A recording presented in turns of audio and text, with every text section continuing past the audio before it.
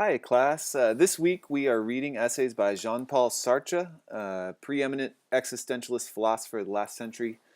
Before we dive into his essays, I want to introduce existentialism as a philosophical movement. And as a note, existentialists reject determinism and subscribe to the most extreme form of indeterminism, that people are radically free. So let's look at the world that existentialists are reacting to. We'll start there. So existentialism emerges out of the 1800s and took hold in the mid 1900s, and it follows the scientific revolution that took us out of the Middle Ages, and that's where Galileo supports the Copernican revolution, which is the heliocentric view of the world, where the sun is actually the center of the world rather than the earth. We have Boyle's theory of gases, the law of electricity and magnetism, laws of optics, and more. The scientific method, it used both empiricism, which refers to sensory observation and experimentation as the foundation for knowledge, and rationalism, which includes mathematics and deductive reasoning. Okay, so the scientific revolution is replacing a time when the church was in charge. So we're starting to get a more naturalistic explanation of events, and we're starting to see big progress in science. Then we have the Age of Enlightenment, and this is a time of great optimism and self-confidence, and it includes the discovery of the law of gravity, which it holds for planets and their moons, as well as the Earth and its moons. So it had major implications for not just our existence on Earth, but the world as we knew it. Newton proved that mathematical physics could explain the whole physical universe. And the world starts to appear more as a machine. Okay, we see our first constitutional governments, the American and French revolutions occur, and the ideals embodied in the Declaration of Independence and the U.S. Constitution. So we're starting to see more emphasis on also individualism, and we're starting to see people more at the center of the world than we did in the Middle Ages. We also have the Napoleonic Wars. This is a time of building huge armies and time of groupthink, nations, empires. Okay, so just at the time that we're starting to respect human rights and the individual's rights, we're also seeing major empire building. Okay, so a bit of a contradiction there almost. And then the Industrial Revolution, the 18th and 19th centuries, we have mechanization. We have new manufacturing processes where people are becoming sort of appendages of the machine. They're in assembly lines, and they're almost becoming like a part of a greater machine. What we're moving away from is the agrarian handicraft economy. Okay, so existentialists are reacting to the optimism of the time period. Philosophers of the time tended to support the concept of what we call teleology. Teleology is the idea that phenomena is serving a purpose. In other words, there's a design, a purpose, and inherent meaning in the material world. And note that optimism doesn't necessarily mean passion. I can be optimistic that if I study to become a doctor, I can live a comfortable life, I can make a decent living and support my family the way I want.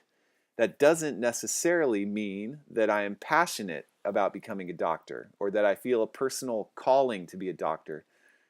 I might be pursuing the career dispassionately, but in an optimistic way. Mechanization.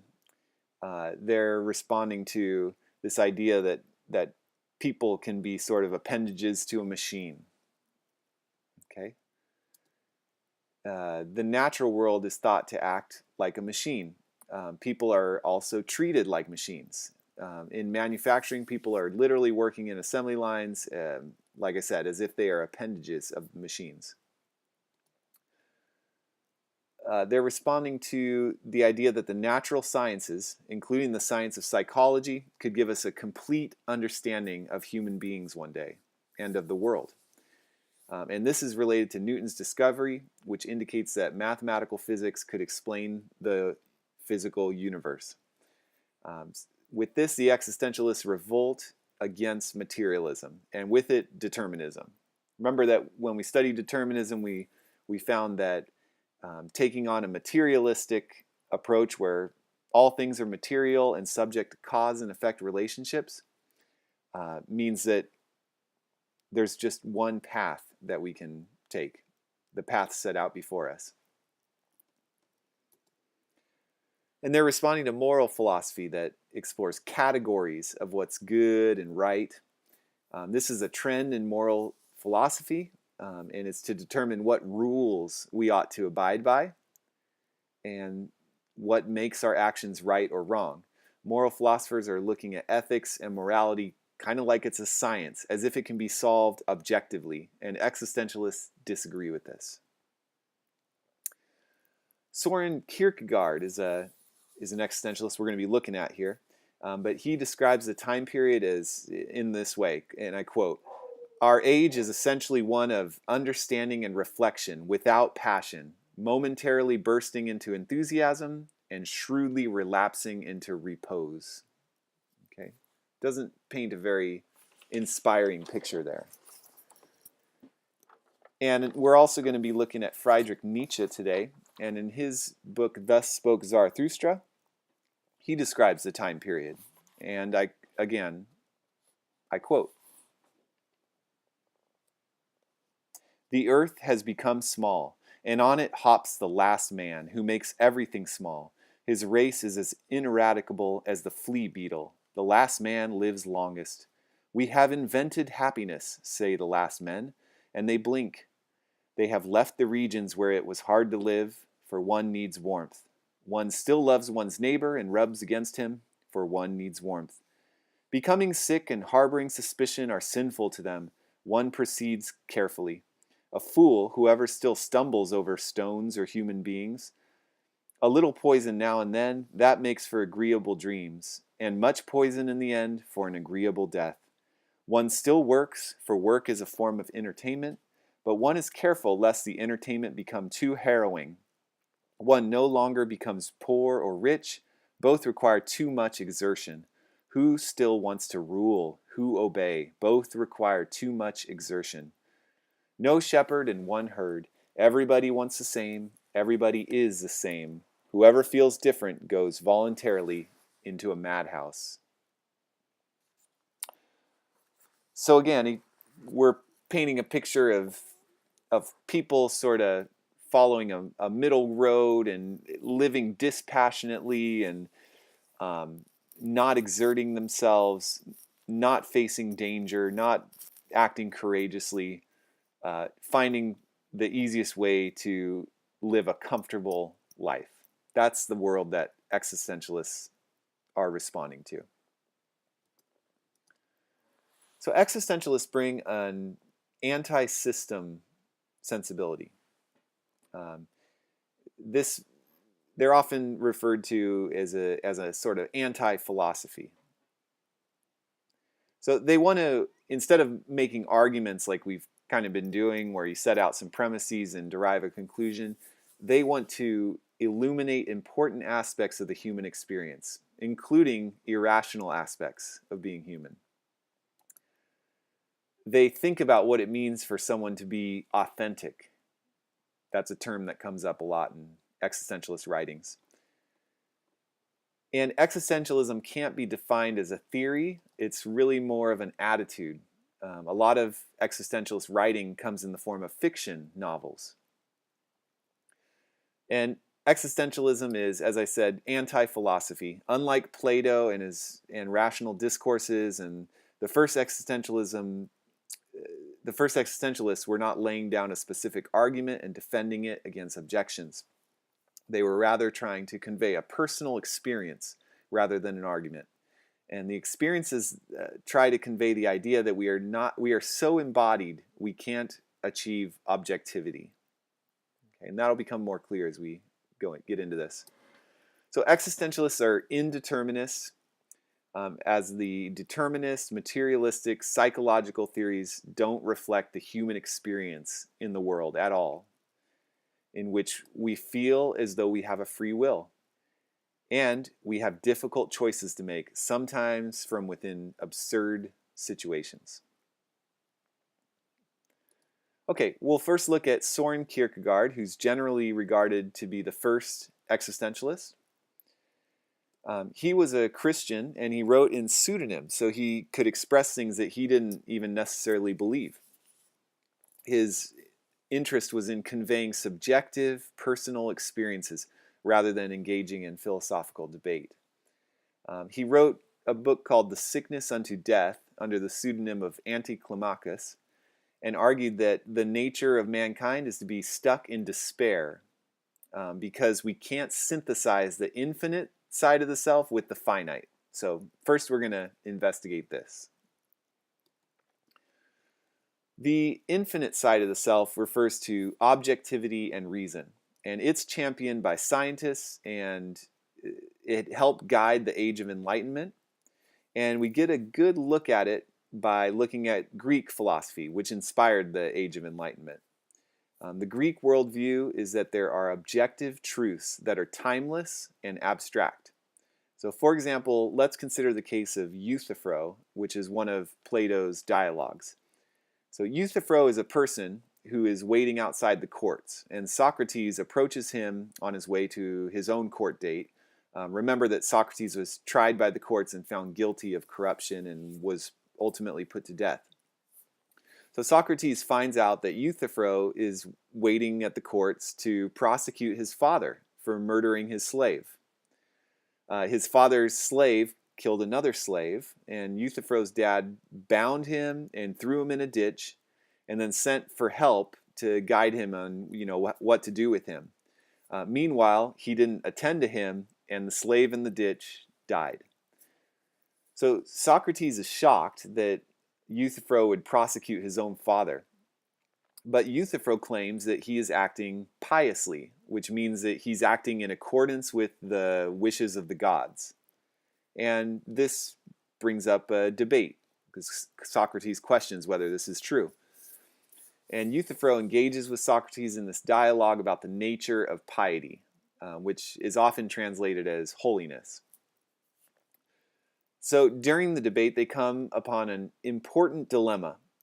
The question is, do the gods love what is good because it is good, or is the good good because the gods love it? In other words, is what's right and wrong defined by God, and God is able to change God's mind at any moment? So if today God thinks that murder is wrong, can God change his mind and deem murder to be moral the next day? On the other hand, is murder fundamentally wrong, and God, being wise, knows that and therefore thinks it's wrong? In other words, does morality constrain God just as it constrains us? Can God manipulate the moral rules, or does God understand moral rules and they sort of exist outside of God? Email me if you have any questions about that dilemma. The point is, Euthyphro and Socrates argue that morality stands outside of God's will. So God loves what is good because it's good, not because he wills it to be good. So if God were to change his mind on, moral rules and hold the opposite opinion, then God would be wrong. So the thing to gather from this is that morality under the Greek conception is objective, and it holds all of us, including God, accountable. And that's what we mean by the infinite side of the self. Culturally, we accept that there is objective truth in the world that stands regardless of our individual opinions about it.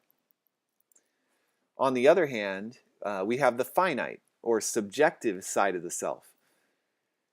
Kierkegaard holds that Christianity and faith are subjective. That is, the truth is not timeless. It's revealed in time. So God reveals himself in time through the burning bush, the Messiah, and the second coming of the Messiah. These things all happen in time. So God's message is not revealed as something that stands outside of time. Also, a Christian must have a subjective relationship with God. Faith is very personal. We'll be looking at the story of Abraham, but God asked Abraham in the Old Testament to kill his own son to prove his faith. So this means that it's not the case that murder is always wrong. Your personal relationship with God will reveal what's right and wrong for you. Also, salvation is thought to require God's grace. So Calvinists thought that there is no way to guarantee your passage into heaven. When you die, God will allow you in through grace. And compare this to the Greek myth about the afterlife. So let's consider the myth of air in Plato's book, The Republic. So air is a soldier who dies on the battlefield, and he enters the afterlife, but is asked by the gods to take notes on what he sees and report it back to humans. So he's revived. He's brought back to life. And here's what he apparently wrote. So Air said that he saw souls departing after judgment through one of the openings in the heavens and one in the earth, while through the other 2 souls were arriving. From the door in the earth, souls came up covered with dust and dirt, and from the door in the heavens, souls came down pure. And the souls who were arriving all the time seemed to have been on long journeys, so that they went gladly to the meadow, like a crowd going to a festival, and camped there. Those who knew each other exchanged greetings, and those who come up from the earth asked those who came down from the heavens about the things there, and were in turn questioned by them about the things below. So people are coming back from where they were sent, either below the ground or above the ground, and they're describing what they saw. For each in turn of the unjust things that they had done, and for each in turn of the people they had wronged, they paid the penalty 10 times over, once in every century of their journey. Since a century is roughly the length of a human life, this means that they paid a 10-fold penalty for each injustice. If, for example, some of them had caused many deaths by betraying cities or armies and reducing them to slavery, or by participating in other wrongdoing, they had to suffer 10 times the pain they had caused to each individual. But if they had done good deeds and had become just and pious, they were rewarded according to the same scale. Okay, so that's the myth. That's an excerpt from the myth of air. But what we see is that the Greeks' idea of the afterlife is more objective. There's a punishment and reward system, and it acted kind of like an exchange. You suffered 10 times for every wrong, and you were rewarded 10 times for every right that you did in your life. Okay? So this is very different than relying on the grace of God. Okay? So Kierkegaard argued that humans are in despair because we accept both these views, the finite and the infinite, and yet we can't bring them together. We can't solve their contradictory nature. So for example, consider the case of Abraham. So he is asked by God to kill his son. So the infinite side of the self would refer to timeless ethical principles, which say it's wrong for anyone to kill their son. And a father shall love his son more dearly than himself. These would be rules that we're supposed to follow. Meanwhile, the finite side of the self would rely on faith and the subjective personal experience. In this case, God has called upon me to kill my son. I should do as God wills. So Abraham's situation is that he can get no external justification. His wife and friends would not be on board. They might put him in jail if he were to tell them, or call him crazy. So he has to make a radically individual choice here. So what do you do in this case? Kierkegaard argues that each person in such a situation must take a leap of faith. They must choose to go against a universal ethical principle, against their culture, and against common sense, or they go against their subjective truth, their faith, and their personal calling, in this case, running the risk of facing the wrath of God. So the problem is, you can't have it both ways, and it's a terrifying situation. You have to take a leap of faith, and Kierkegaard argues that you do so in fear and trembling. So imagine the fear Abraham felt when he decided that he would follow his faith and kill his son. So incidentally, fortunately, just when Abraham was about to do it, God said, okay, you can stop now. I now know how strong your faith is, and you don't have to go through with this. And he's rewarded. So he got lucky. But this is a radical example. Kierkegaard offers a personal example that is less extreme and something we might relate to more. So he loved a woman named Regine Olsen, and they were engaged. But he started getting more and more involved in his work as a scholar, and he recognized that he wouldn't be a good husband. He had to make a tough choice here. On one hand, ending the marriage would break a promise that he made and break the heart of someone he loved. And these seemed to fly in the face of ethics. On the other hand, he felt a personal calling to lead a solitary life and to dedicate himself to his studies. So he had to make a leap of faith, and he ultimately left the marriage. A key thing to gather here is that there's no right answer. You have to give something up either way. And this is the dilemma people often find themselves in. The next existential philosopher we'll talk about is Friedrich Nietzsche. And he was a controversial philosopher who infamously pronounced that God is dead, arguing that belief in God was impossible in the modern world, given our, quote, spiritual shift that favors scientific and technological progress. So while religious faith, it certainly has persisted, and of course it still exists, but it is worth noting that religious leaders increasingly have to make tough arguments to account for scientific progress. For instance, the official doctrine of the Catholic Church is that the story of Adam and Eve is a parable in the Bible and is not supposed to be taken literally. And this helps the church account for evolution, the discovery of fossils from prehistoric periods, and proof from geologists that the Earth is over 4 billion years old. If you take the story literally, as James Ussher did, a 17th century Irish bishop, he carefully calculated the dates based on the King James Version of the Bible, and he found that creation had to have occurred in 4004 BCE.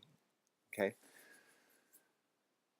So that doesn't align with science. So you have a situation now where religious leaders have to account for that. And according to Nietzsche, it's becoming, the world has adopted and accepted science and technology. And so religion is becoming more and more impossible.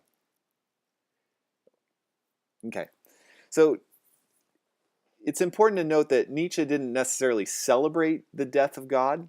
When scientific explanations replace religious explanations, the universe starts to lack objective meaning and purpose, he writes.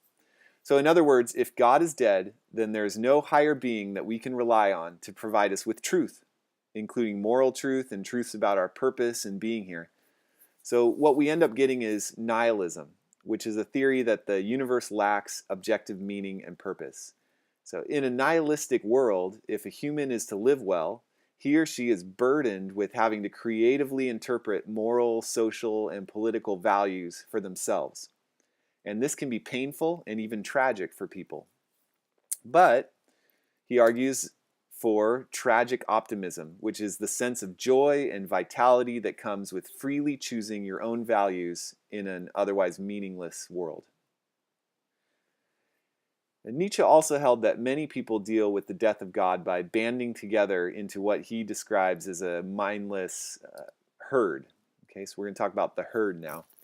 So such people seek comfort rather than live passionately and confront situations that make them anxious or insecure.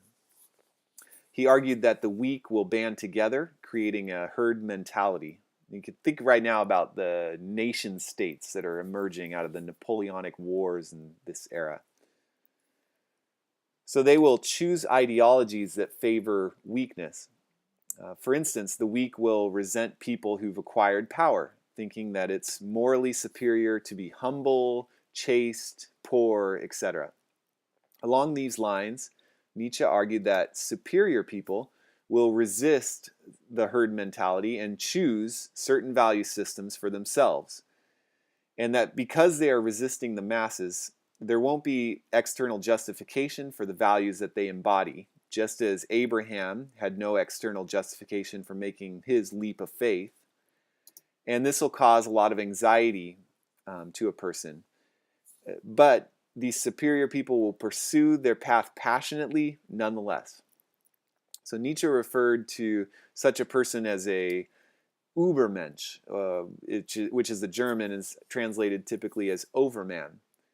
And that's a person that doesn't get caught up in the weaknesses and hypocrisies of the herd, the masses of unthinking people. The overman recognizes the death of God and bravely determines and creates his or her own moral, social, and political systems and ideals. Okay, let's talk about morality for Nietzsche. So we have the overman who creates his or her own moral system, and the herd, meanwhile, will abide by a slave morality, which is a moral system created by superior members of the herd that creates a value system based on guilt, fear, humility, passivity, and dependency. So anything that promotes a love of being dominated will be praised as a virtue by the ruling class, and it creates a slave morality that's used to control and dominate the herd. The overman will reject anything that promotes weakness and will instead consider virtues to be those things that promote strength and independence. Note that there are no set moral rules for Nietzsche. As a nihilist, he doesn't believe there is an objective moral code to hold people accountable, but rather people create their own moral systems, and we can distinguish superior and inferior people by the kinds of virtues that they choose to promote. Okay? So let me know if you have any questions about my discussion of Kierkegaard or Nietzsche. This information is not in any of our textbooks, and I'm happy to go into more depth on any of it with you.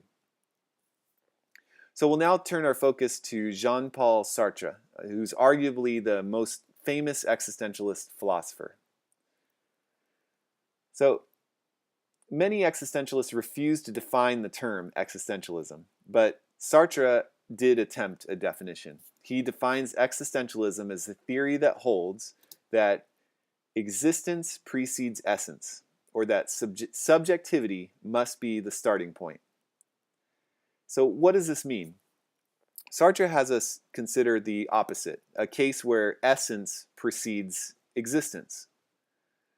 So consider something that we make, like a tool. When someone sets out to make a hammer, they already have it in their mind that they need something to drive nails into wood.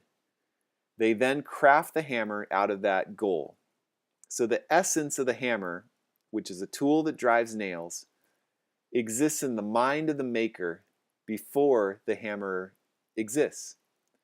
So its essence precedes or comes before its existence. You could also think of this as it being an instrument created with a purpose already set out before it. Once it exists, it succeeds or fails based on how well it serves that purpose. Sartre thinks human existence precedes its essence. So this means that people are not born with a purpose already set out before them. They are thrown into a meaningless world and are forced at every moment to define themselves and inscribe their own meaning and value into that world.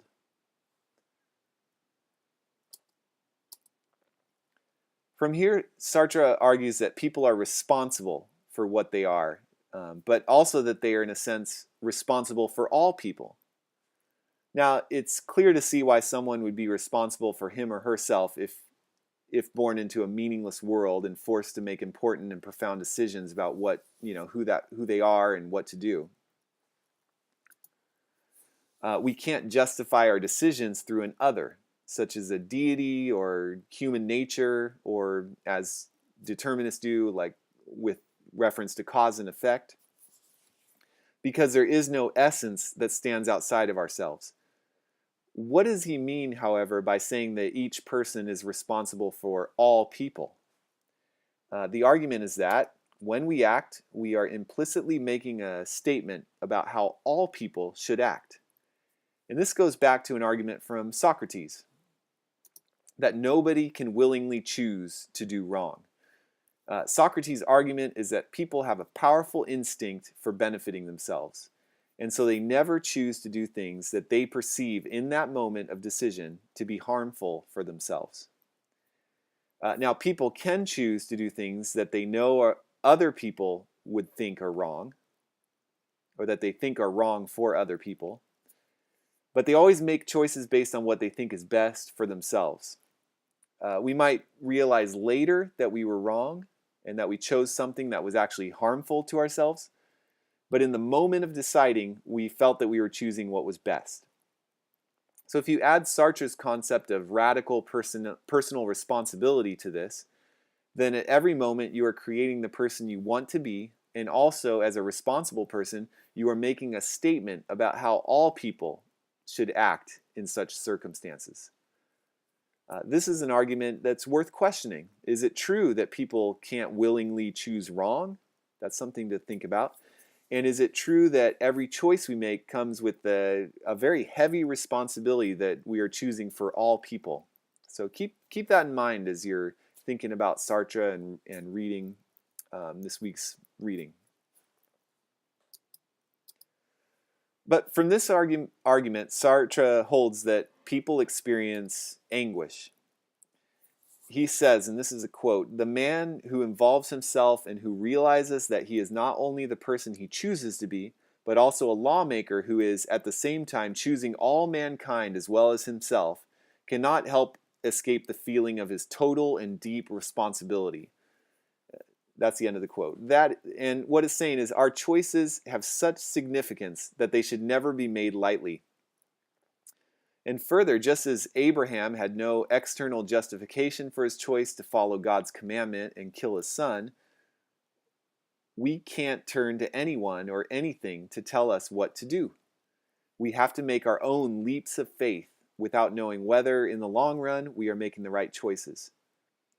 We'll choose what ultimately feels right in the moment, but if we take to heart our radical freedom and our ability to direct our paths in any number of ways, and the responsibility that comes with that, we will feel distressed and anguished about our choices. Once we make a choice, we'll have to look at our fellow citizens and own that choice. We can't make excuses for it.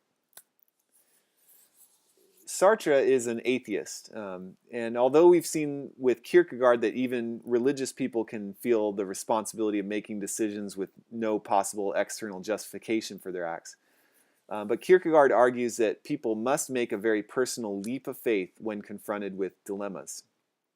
As an atheist, Sartre argues that with Nietzsche that God is dead, which means we live in a world that favors scientific and technological progress, and that has made faith impossible, or at least puts religious arguments into question constantly. Sartre, along with Nietzsche, argues that this is distressing for people. We like to put our faith in a God and believe that we have purpose and an external being or force that can justify our decisions and actions. But he argues that it's impossible. There is also a philosophical tradition that would argue that even without God, we can still arrive at values that should guide all people and from which we should judge all people. For instance, with or without God, we should agree that people should be honest and generous. This is a theory that comes out at this time. But Sartre rejects it, siding with Nietzsche that moral systems are ideological and culturally biased. Okay, Sartre argues that there can be no longer an a priori good, since there is no infinite and perfect consciousness to think it. That's a quote. What does a priori mean? It refers to prior to existence, meaning that there is no essence of the good that we are measured against, because again, our existence comes before all else. For Sartre, existence precedes essence. So he rejects anything a priori. And people therefore must invent the good, and they strive for it throughout their lives on their own. Sartre therefore holds that humans are, quote, condemned to be free. And why would he say condemned? Well, we didn't choose to be born and to be radically free. We were thrown into this world without a choice, and we are then, in a sense, condemned to be free, responsible agents within it. So we're forced to act and be responsible for those acts at every moment, whether or not we want to be. And it's important to note here that someone might respond and say, well, I can choose to not act. But for Sartre, even inaction is action. And here's an example. Here's a story, a really tragic story, but something to consider. So in September 1998, an 18-year-old named David Cash Jr. and his friend Jerry Strawmeyer were in a gambling casino in Nevada, and both had been drinking.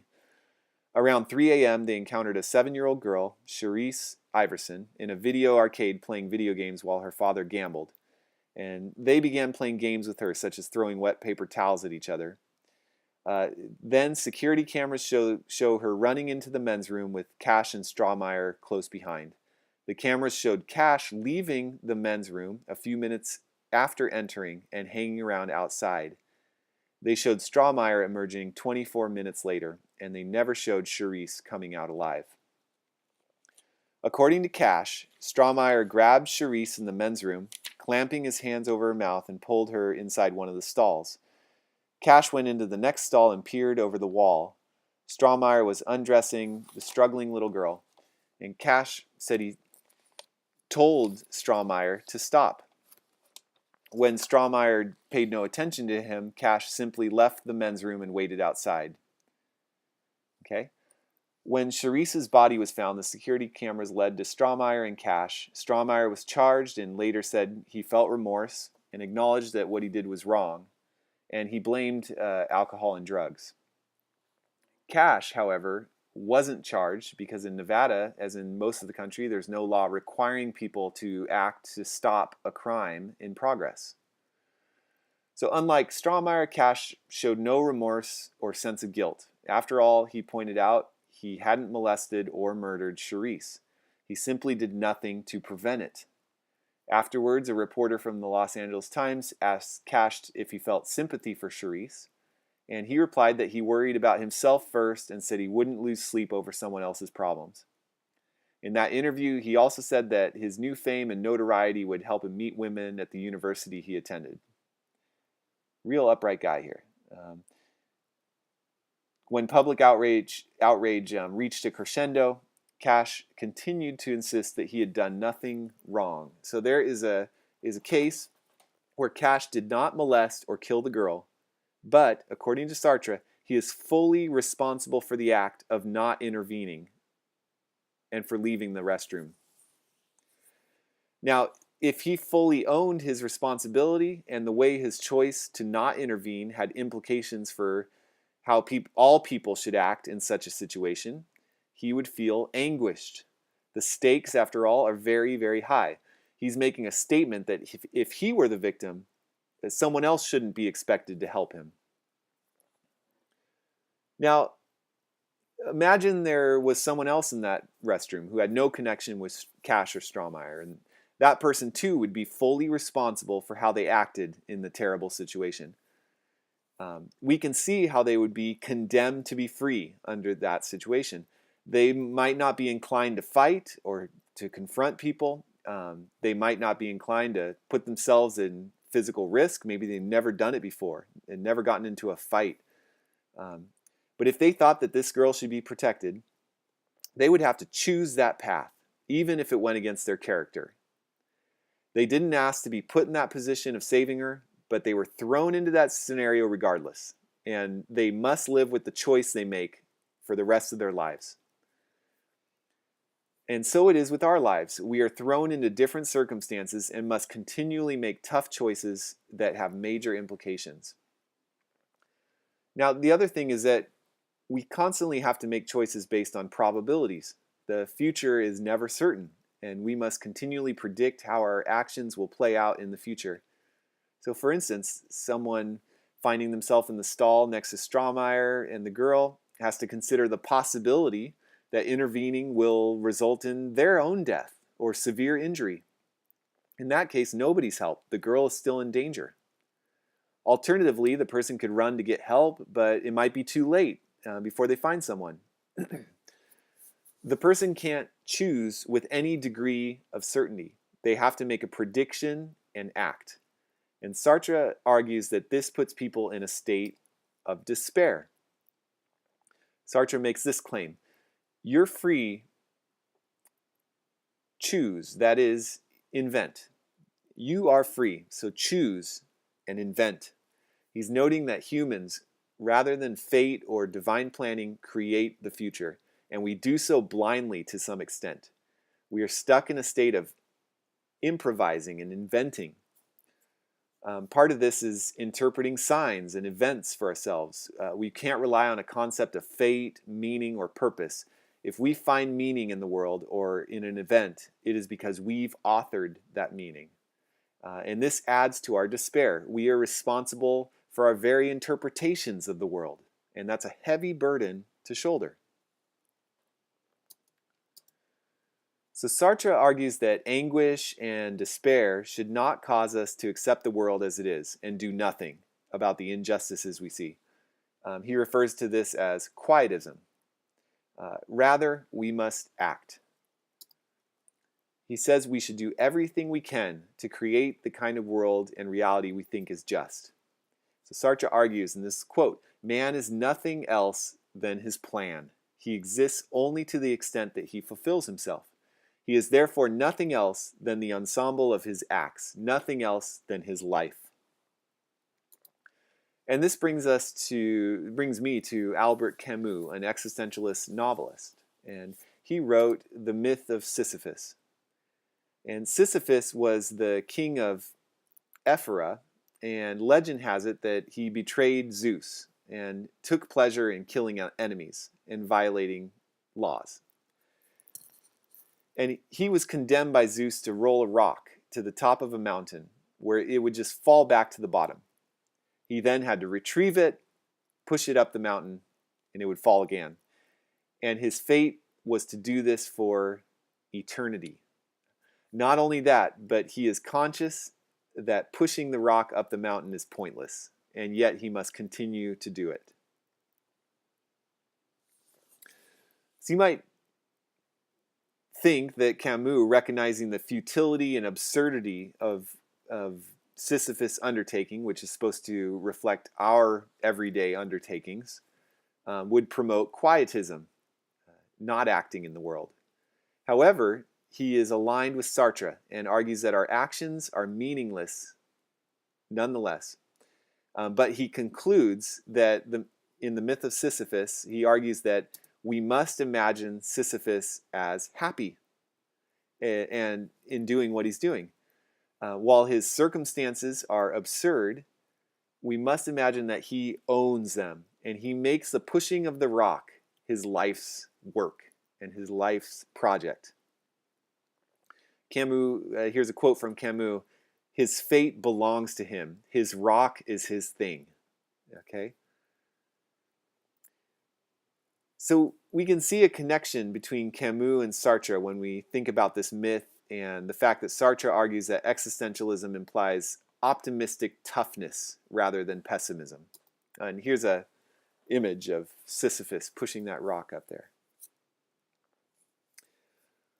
Many would look at Sisyphus' situation through pessimistic eyes, thinking that he is a helpless pawn and is conscious of the stupidity of his daily work. However, Camus argues that Sisyphus, when viewed as an existential hero, is happy and does this willingly and passionately. He is optimistic and passionate about pushing that rock.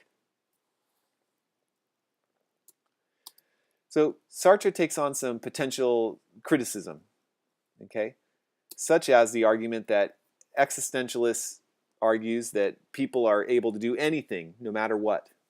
And Sartre argues that such an argument implies that existentialists are capricious, which means that they are unaccountable. Rather, existentialists argue that people must choose who to be and how to act in every situation. And remember, even choosing not to act is a choice and an action.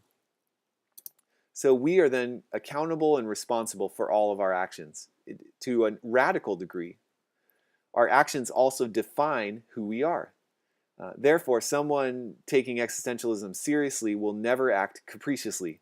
The existentialist will make choices much like an artist does, with full intention and full ownership of the result. Critics also argue that existentialists are unable to pass judgment on others. Determinists actually fall into a similar trap, as people can't judge others if they had no option but to do as they did. Could it be that existentialists who fall on the opposite extreme and promote radical freedom can also can't judge one another? After all, if our subjectivity is the foundation for truth, then one person is not more right than another, as there is no essence or objective truth out there that can hold us all accountable. Sartre acknowledges this, but still holds that people can pass judgment on each other. After all people find themselves in a world with other people. Their being in the world is therefore constituted by relationships with other people. And this is the basis on which we can judge others. So Sartre argues that, as radically free and responsible agents in the world, we have a rational desire for political freedom as well as a respect for our personal freedom. In other words, I want my own freedom and I should act in ways to achieve it, which can include political activism, and which was true of Sartre. He had an allegiance to socialism and was very politically active. It's from the basis of wanting freedom for ourselves and therefore wanting freedom for all others, since our actions and desires reflect our vision for the wider world, that we can judge people. Sartre argues that people who hide from freedom and accept deterministic theories are rightly called cowards. Incidentally, he argued that people who accept determinists just make endless excuses throughout their lives. These people blame causal factors for their moral deficiencies and unwillingness to act in the world in ways that they are proud of. In other words, they say, I couldn't help but do as I did or be who I am. He thinks these people are cowards. He also refers to people who think that their existence in the world is necessary or was fated as stinkers. I love that term. He rather holds that the fact that we exist is absurd and we should make the most of it.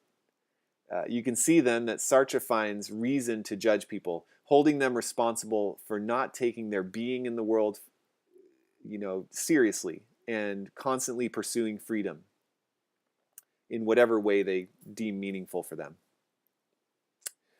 Okay, as a final note on Sartre, an important term he uses that is not addressed in our reading is bad faith. Sartre argues that when we blame something else for our predicament, like cause and effect for the determinist, or we blame our parents or teachers or friends or whoever for our situation or our circumstances, we are acting in bad faith. Bad faith refers then to evading the fact that we choose our actions and our values at every moment, and so are responsible for who we are and what we do from within the circumstances that we find ourselves. So even in extreme circumstances where people really are victims of powerful forces, such as the situation in Syria, Sartre holds that each individual is responsible for the world and for themselves as a way of being. That is, people always have choices, regardless of their circumstances. In the case of Syria, people can choose to survive and take action towards that survival. That can include fleeing if the possibility exists. They can also commit suicide and choose to not endure those circumstances. Ultimately, each person's life is not determined, and they can choose how to act and engage in the world, even in the most extreme and the most harsh conditions. So Sartre infamously said that even a prisoner is free because, quote, he is always free to try to escape or get himself liberated. Now, Sartre has been accused of confusing genuine freedom, which would mean not being imprisoned and actually having a wide variety of choices in the world, with a person's conscious ability to reorient their projects in order to reconcile them with a bad social reality. In other words, we might allow that a Syrian citizen can make a conscious project out of their circumstances and respond to the war in a variety of ways, including resisting, fleeing, dying, etc. But it also seems obvious that they don't enjoy much real, genuine freedom. They are existing in a dangerous situation that they did not choose to be in, and that puts them constantly in peril, and it limits what they can do. Their freedom of consciousness, which is what Sartre is talking about, is kind of abstract. But on the other hand, Sartre is correct that it does exist, even if it's abstract and sort of meager. From a practical standpoint, however, people are constrained and often have few realistic choices and perhaps no good choices, no favorable choices. They could have a whole series of unfortunate choices. But still, we can understand Sartre's point when we think about the movie Life is Beautiful. And in that movie, a father and son are imprisoned in a Nazi camp, and he protects his son by convincing him that it was just a game. So he put on a charade. So here's an example of someone who lacks genuine freedom, but through a free, conscious act, creates a, quote, project out of the circumstances that is admirable and a great illustration of heroism and courage. Okay, well, this concludes my lecture on existentialism and Jean-Paul Sartre. As always, please email me if you have any questions, and I am available to meet with you on campus Tuesdays and Thursdays by appointment.